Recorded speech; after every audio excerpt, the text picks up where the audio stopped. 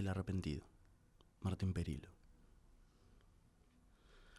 Juan se levantó, bajó la cabeza y caminó hasta el canasto. Puso la ropa en la palangana y salió al patio.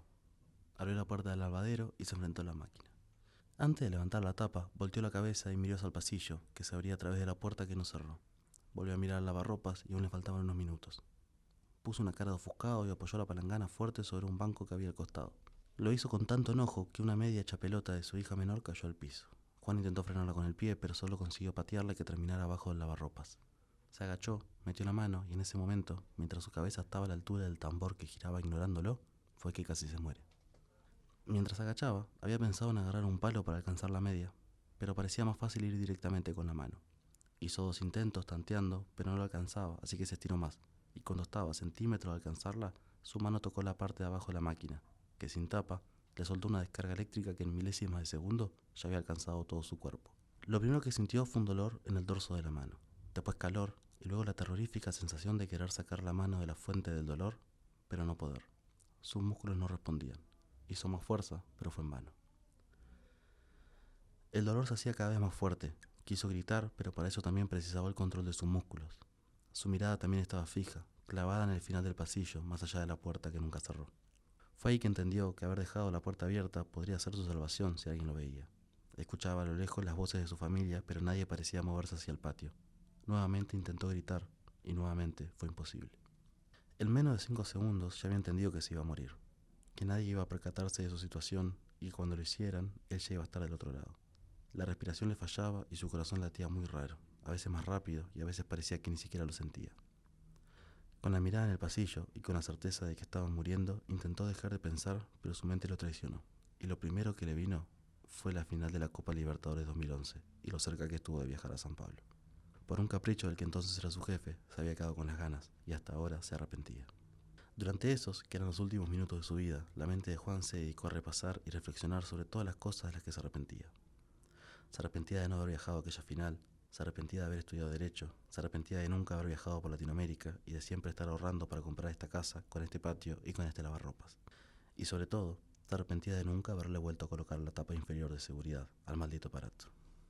¿Se arrepentía de haberse casado? ¿Se arrepentía de no tener un balneario de predilección?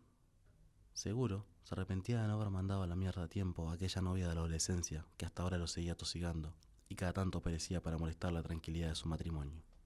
No creía arrepentirse de las veces que le contestaba los mensajes y tampoco de las veces que se habían encontrado en lugares oscuros.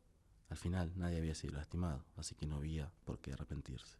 No se arrepentía de haber esperado hasta pasados los 30 para ser padre, pero sí de no haberse dado cuenta de que antes de eso siempre había estado de vacaciones, de no haber aprovechado el tiempo, de no haber sido más feliz y de no haber hecho lo que más le gustaba.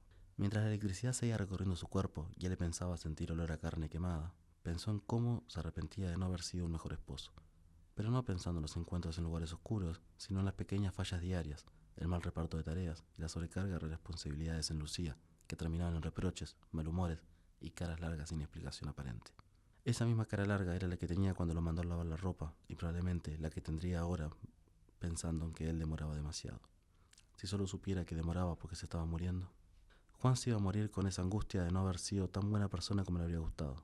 Sin dudas, a medida que había ido pasando la vida, él sentía como era cada vez peor persona, o al menos menos buena. Cada año un poquito más alejado del pibe bueno que todos querían, que al que todos ayudaban cuando precisaba. Claramente no había sido una decisión voluntaria, sino que la vida, el trabajo, la ciudad, los políticos y las redes sociales lo habían ido transformando de a poco, en silencio.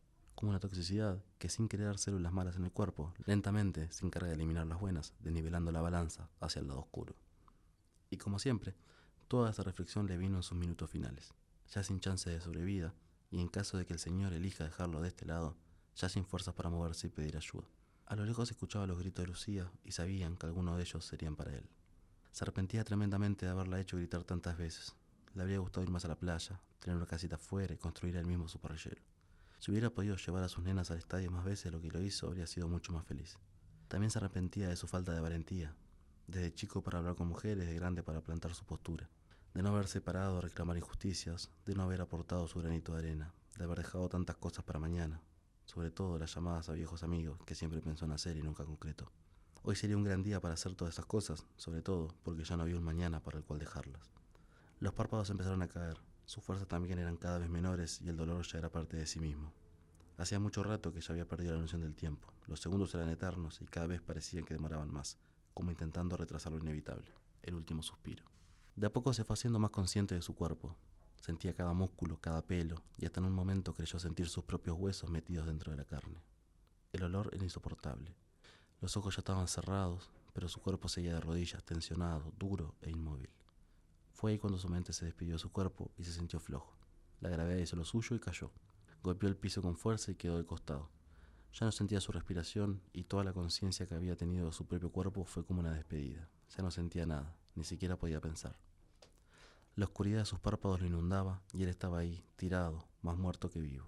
Ya no escuchaba las voces de su familia ni los ruidos de la calle. Todo era calma, todo era tranquilidad. En ese momento escuchó 3 pequeños sonidos y entendió de dónde venía tanta calma.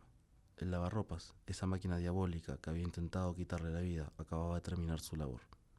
Finalizado el lavado, dejó de circular corriente eléctrica por el motor y así también por el cuerpo de Juan, que yacía inmóvil, agotado y arrepentido, pero vivo, en el piso de aquel patio.